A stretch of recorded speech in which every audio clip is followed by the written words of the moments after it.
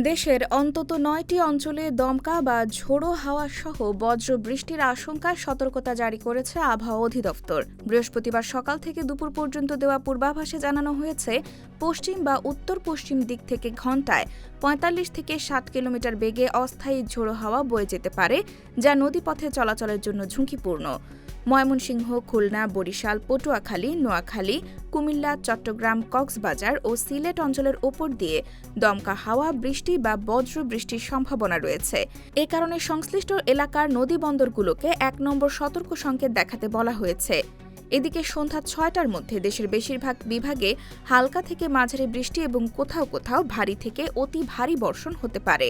বিশেষ করে ঢাকা, ময়মনসিংহ, বরিশাল, চট্টগ্রাম ও সিলেট বিভাগে ভারী বৃষ্টির আশঙ্কা রয়েছে।